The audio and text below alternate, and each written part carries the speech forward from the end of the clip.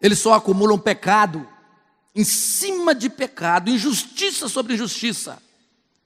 Mas ainda existe uma maneira deles tentarem corrigir isso aí. Corrigir essa vergonha, essa lambança contra a família brasileira. Algo que eles possam fazer para amenizar um pouco a vergonha pública contra as famílias brasileiras. Porque o fogo do inferno se aquece cada vez mais para receber as almas deles. Apocalipse diz que a fumaça do seu tormento sobe pelos séculos dos séculos e não tem descanso algum nem de dia nem de noite. Eu desafio ao presidente da República, ao Senado, à Câmara dos Deputados, ao Supremo Tribunal Federal a consertarem pelo menos a injustiça dessa decisão. Estendam esse direito, então, a situações semelhantes, não ligadas às práticas homossexuais.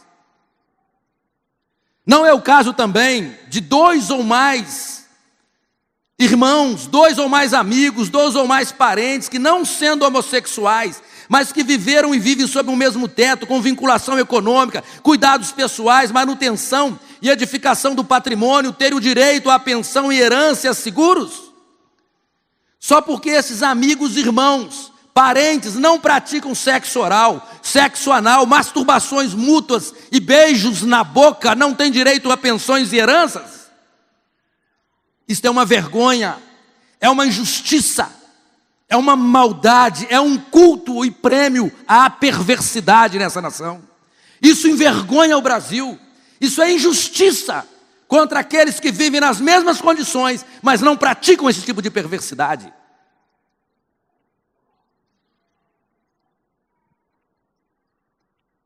É necessário atentar para a evolução dessa prática no Brasil, irmãos. E temos que estar atentos quanto a isso.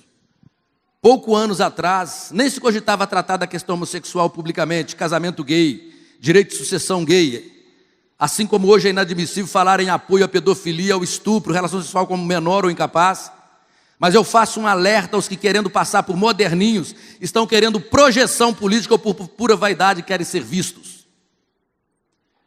Quando essa prática homossexual estiver oficializada e liberada publicamente, talvez daqui a uns 10 a 15 anos, o que não vai contribuir em nada para o progresso e o desenvolvimento da sociedade, começarão os movimentos desses grupos para se extinguir ou alterar a configuração dos crimes ligados à sodomia, pedofilia, estupros ou qualquer tipo de abuso ou assédio. Esclarecendo melhor, nós ouviremos os seguintes discursos.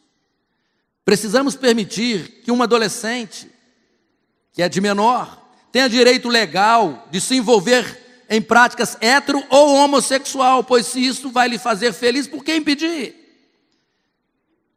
Para que é necessário o limite de idade para amar? Daqui a algum tempo, talvez não será mais crime envolvimento afetivo com menores acima de 10 anos. Afinal, a sociedade evoluiu. O mesmo processo já desponta com relação à redução da maioridade penal.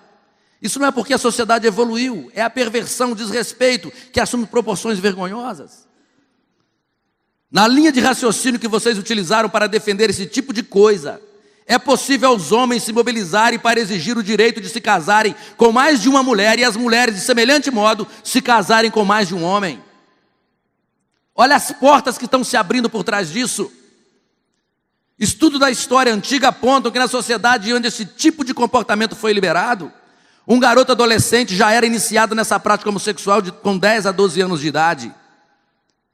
Aí fica a pergunta: o que é que está por trás do movimento gay? O que eles estão querendo?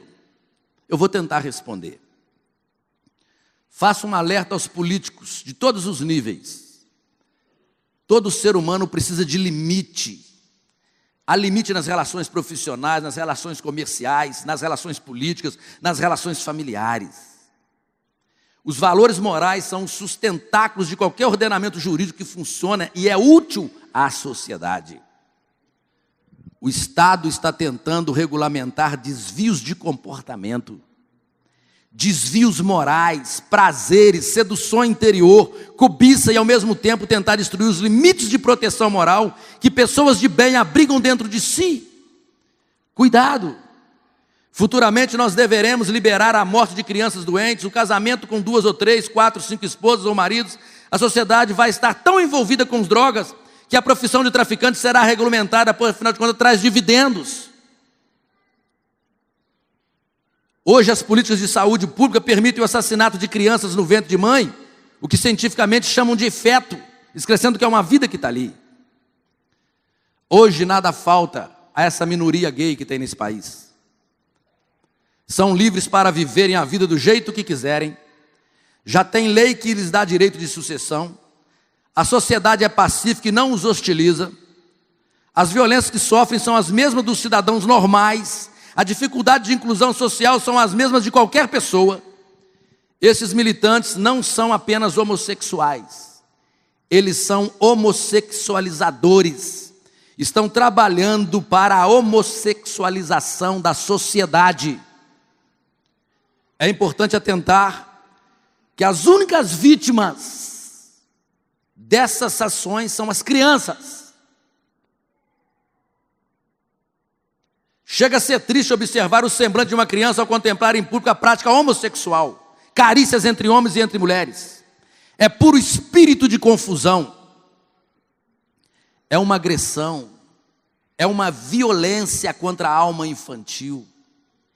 Criança deve ser protegida, deve ser amada, deve ser alimentada, deve brincar, dormir, deve desenvolver-se com o tempo. Não se deve alimentar ou fustigar a sexualidade de uma criança, nem com práticas, nem com demonstração. Até entre homem e uma mulher, que é normal, não é de bom tom, não é honroso, respeitoso a manifestação de afeto público ou em locais não apropriados. Por que os gays acham que eles têm que estar acima do bem e do mal?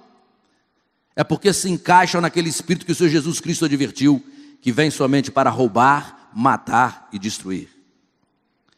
Eles não conhecem limites interiores, querem destruir os limites alheios. Faço uma pergunta: onde estão as autoridades brasileiras constituídas? O Ministério Público onde está? Onde está o Conselho Tutelar do Menor? Estão com medo de quê? Não se manifestam. Diferente da política e da religião, que dirige as suas ideias a pessoas adultas e convictas, os movimentos gays não, pois os adultos já são definidos quanto à sua sexualidade.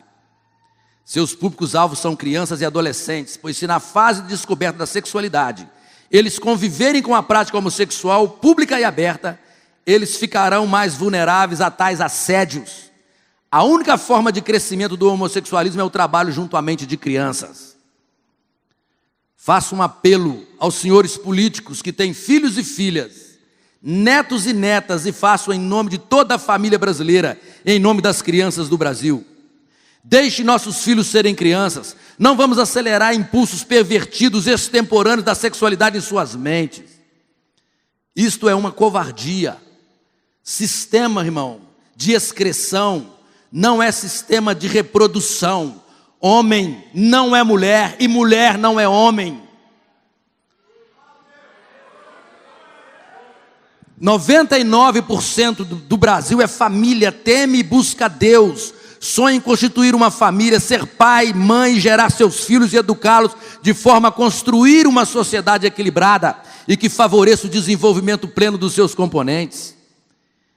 Que sejamos conhecidos como o país da educação, do desenvolvimento, do esporte, da cultura, da ciência, da arte, da paz, uma nação cujo Deus é o Senhor e que Ele nos proteja e nos abençoe.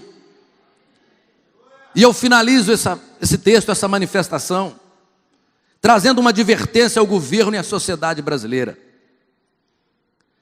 Vocês conhecem muito de coisas seculares, coisas humanas.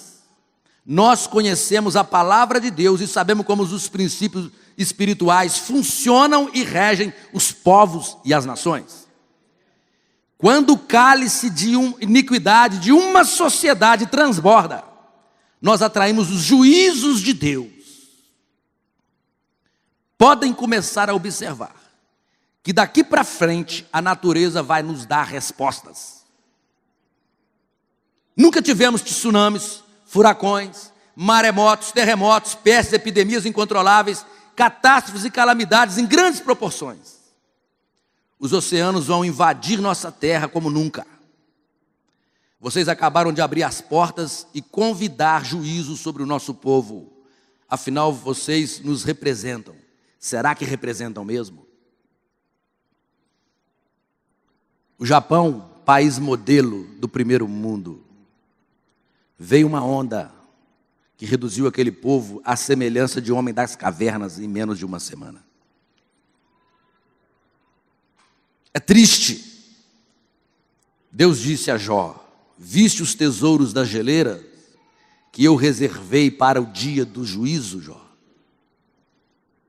Nós estamos provocando isso aí. Então, queridos, olha, que Deus tenha misericórdia de nós. Que Deus tenha misericórdia dos nossos governantes. Eu sinto vergonha. Pela primeira vez, senti vergonha dos 3 poderes constituídos dessa nação. Não tenho palavra para expressar meu sentimento. Não vi um governador se manifestar.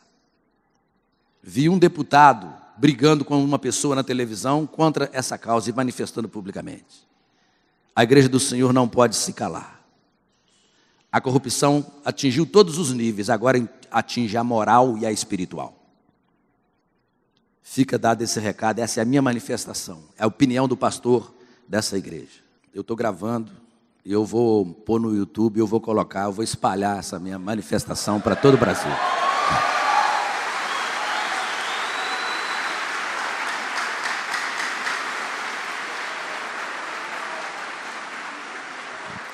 E eu fiz questão de dar esse recado do altar, de um altar santificado a Deus, na frente de uma igreja, porque tem peso espiritual essas palavras.